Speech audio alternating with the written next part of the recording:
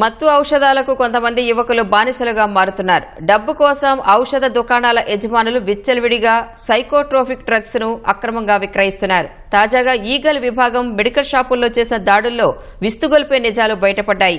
కొన్ని ప్రాంతాల్లో లక్షల రూపాయలు విలువ చేసే మత్తు ఔషధాలు అక్రమంగా విక్రయించినట్లు గుర్తించారు.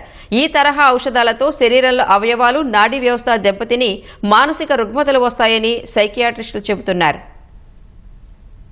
కొన్ని మెడికల్ షాపుల్లో మత్తు ఔషధాలు విచ్చలవిడిగా విక్రయిస్తున్నారు. నిబంధనలకు పాతరేసి లక్షల రూపాయల సైకోట్రోపిక్ డ్రగ్స్ ను యథేచ్ఛగా అమ్మేస్తున్నారు.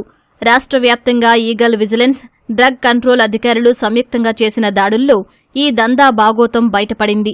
కృష్ణా జిల్లా అవనిగడ్డలోని ఒక్క ఔషధ దుకాణంలోనే 2 ఏళ్లలో 13 లక్షల రూపాయల విలువ చేసే మత్తు ఔషధాలు అడ్డదారిలో విక్రయించారంటే ఏ స్థాయిలో ఈ మత్తు దందా జరుగుతుందో అర్థం చేసుకోవచ్చు. ఈగల్ అధికారులు చేసిన దాడుల్లో ఆల్ఫ్రాజోలం, ట్రెమడాల్, కోడిన్ లాంటి ఔషధాలు భారీగా విక్రయిస్తున్నట్లు తేలింది. కొన్ని రకాల ఔషధాలు విక్రయించాలంటే వైద్యుల ప్రిస్క్రిప్షన్ ఉండాలి. ఆ నిబంధనలను ఔషధాల దుకాణదారులు పట్టించుకోవట్లేదు. గత ప్రభుత్వ నేతలు సైతం కొన్ని ప్రాంతాల్లో దీని వెనుక ఉన్నారనే ఆరోపణలు వస్తున్నాయి.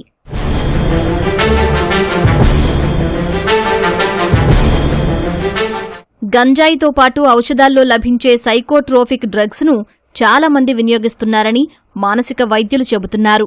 వీటి వల్ల మానసిక, శారీరక ఆరోగ్యం దెబ్బతింటుందని తెలిపారు. కొన్ని రకాల డ్రగ్స్కి ప్రజలు బాగా అలవాటు పడిపోతున్నారు. వితౌట్ డాక్టర్ ప్రిస్క్రిప్షన్ లేకుండా కానీ అవుట్ ఆఫ్ కంట్రోల్ కొంత మెడిసిన్స్ జనంలోకి వెళ్ళటం. వీటిల్లో నిద్ర మాత్రలు, బెంజోడైజపిన్ గ్రూప్ ఆఫ్ డ్రగ్స్ ఏంటంటే నిద్ర కోసం వాటికి ఎడిక్ట్ అయిపోయి ఎక్కువగా డజన్లు తీసేసుకునే ప్రమాదం కూడా ఉంది.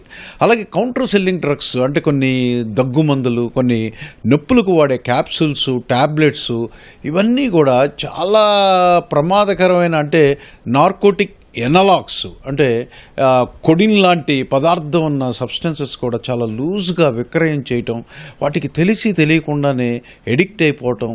అంటే నార్కోటిక్ డ్రగ్కి ఎడిక్ట్ అయిపోవటం అంటే ఎంత ప్రమాదకరమో చూడండి. కొన్ని వాటి వల్ల లివర్ పాడైపోయి చనిపోవటం, కొన్ని వాటి వల్ల గుండె పరిణామం పెరిగి చనిపోవటం, మరి కొన్ని నాడీ మండలం దెబ్బతిని ఇబ్బందికి గురవటం, ప్రాణాంతకం అవటం, ఇలా అనేక రకాల దుష్పరిణామాలు, దుష్ప్రభావాలు, కిడ్నీ మీద కూడా ప్రభావం చూపించటం. మరి అలాంటి ఇబ్బందులు మనం చూస్తున్నాం. కాబట్టి ప్రమాదాలే కాదు, వాళ్ళ యొక్క ప్రొడక్టివిటీ కోల్పోతున్నారు, మార్పిట్టి రకరకాల జబ్బుల బారిన పడుతున్నారు, ఆదాయాన్ని కోల్పోతున్నారు, ఉద్యోగాలు కోల్పోతున్నారు, సాంఘికంగా డ్రగ్ ఎడిక్ట్ అని వెలివేయబడుతున్నారు, సిగ్గుపడే పరిస్థితుల్లోకి వెళ్ళిపోతున్నారు, కుటుంబం అంతా నాశనమై కొలాప్స్ అయ్యి రోడ్డు మీదకి వస్తున్నారు. యువత ఎక్కువగా కూడా ఎడిక్ట్ అవుతున్నారు, తెలియని వయసు.